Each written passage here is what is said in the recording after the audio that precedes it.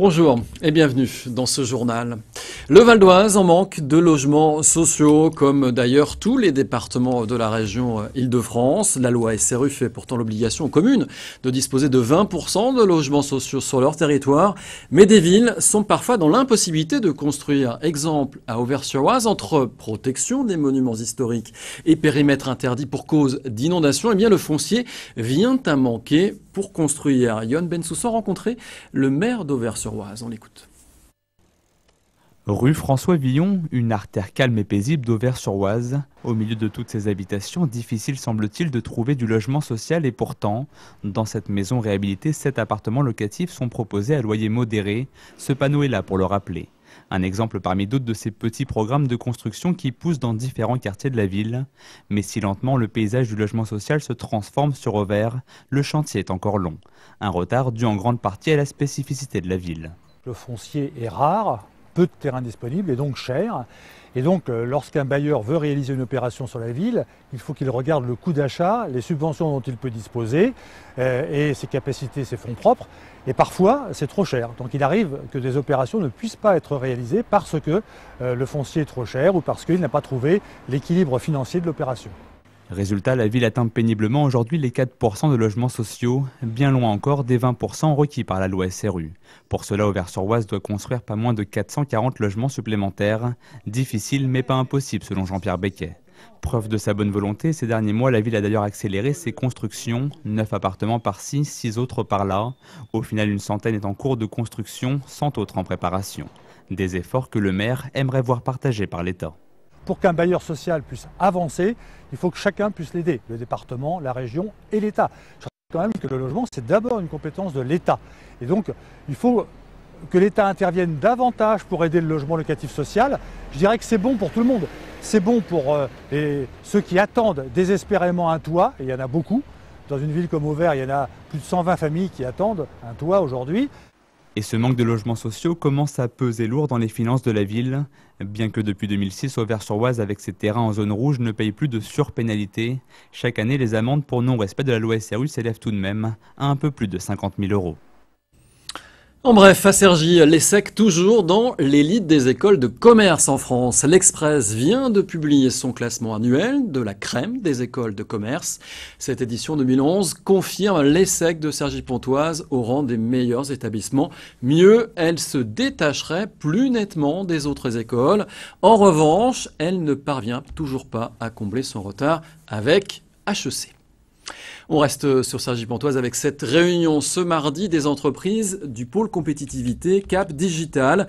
Ce Cap Digital regroupe des sociétés travaillant sur les contenus et les services numériques. En un an, Cap Digital a triplé le nombre de ses membres, passant à 600 adhérents.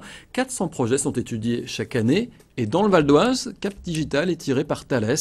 Quel est l'intérêt alors pour une entreprise du Val d'Oise de participer à un pôle de compétitivité comme Cap Digital? Eh bien, Christophe Rigaud a posé la question à son représentant. Les pôles ont été créés pour aider les entreprises à croître et donc toutes les études externes montrent que la croissance se fait très fortement à l'intérieur des écosystèmes. Aujourd'hui, Cap Digital est un écosystème qui croît bien, donc les sociétés pourront être entraînées par ce mouvement de croissance. Aujourd'hui, nous avons principalement 2 grandes entreprises qui ont intégré Cap Digital, Sagemcom et Thales Service. Thales Service étant un des fondateurs de Cap Digital. Nous avons plus récemment quelques PME qui ont intégré, comme Sagem Wireless, Inside Contactless, et nous espérons qu'en recruter beaucoup d'autres.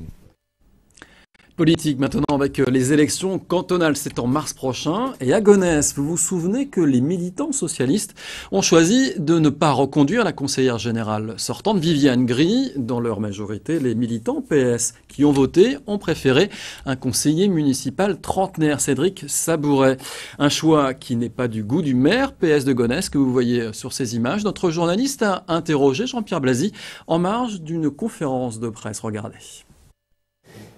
Je considère que Viviane Gris est la meilleure des candidates pour conserver le canton de Gonesse et à partir de là, la majorité de gauche au Conseil général du Val d'Oise qui, comme vous le savez, tient à un fil. Donc aujourd'hui, il faut être responsable et je crois que la question n'est pas terminée et que nous pouvons continuer à discuter, et je crois que nous continuerons à discuter ici et dans les instances, car jusqu'au dépôt des candidatures, rien n'est fait et tout peut encore être envisagé avec un esprit de responsabilité. On passe à notre série hebdomadaire consacrée cette semaine aux passionnés d'animaux. Jean-François, par exemple, il vit à Gonesse, où il cohabite avec 2 chiens, 2 grenouilles, 2 lézards et 23 serpents. Fabien Mendigou l'a suivi lors de la visite de l'un de ses amis qui est terrariophile. Avant sa passion, c'était les poissons. Mais depuis 3 ans, Jean-François s'est tourné vers les serpents après une visite chez un ami amateur de reptiles. En aquariophilie, on essaye de garder un peu la pureté de la race des animaux, alors que là, avec les pitons, entre autres, on peut se faire plaisir à essayer de créer de nouvelles couleurs, à faire des combinaisons, aussi bien au niveau des morphologies des dessins que de la couleur. Donc ça, je trouve ça assez sympa. Très vite, le trentenaire s'est spécialisé dans une seule race, le python royal. Ce passionné est depuis devenu incollable sur cette espèce terrestre non venimeuse. Regarde, elle a changé de couleur en peu de temps en fait. Il y a encore 1 mois, elle était jaune. Elle était vraiment jaune en fait. Quand Philippe est venu, il m'a dit « Oh tiens, on dirait un désert », tellement elle était jaune. Et là maintenant, elle devient crème. Et franchement, moi j'aime beaucoup. Aujourd'hui, Jean-François a convié Michel, un autre terrariophile valdoisien. Les 2 hommes se sont rencontrés sur Internet via un forum consacré à l'élevage des serpents. Ils n'hésitent d'ailleurs pas à échanger leurs techniques d'élevage et de maintenance, même si Michel est expert en élave gutaka, une espèce beaucoup plus fine et rapide que le python.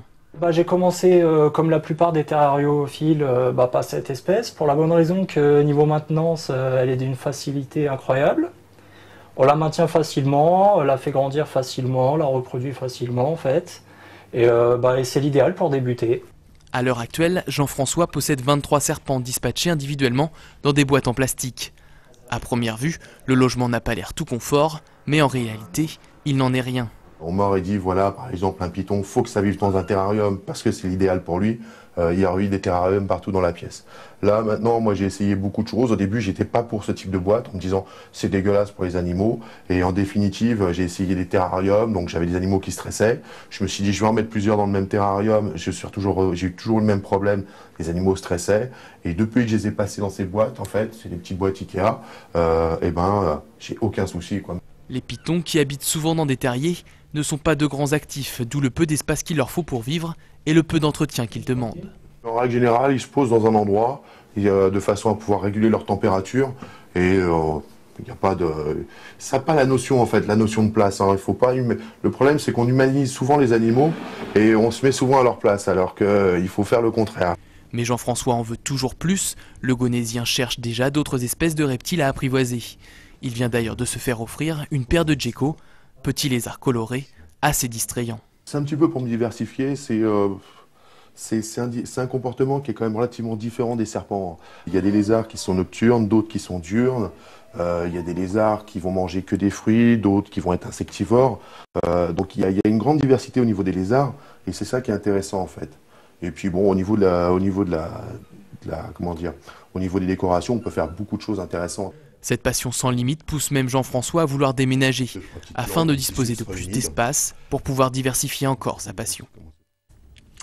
Voilà, ce journal se termine. Merci encore de l'avoir suivi. L'info continue bien sûr sur vonews.fr. À demain.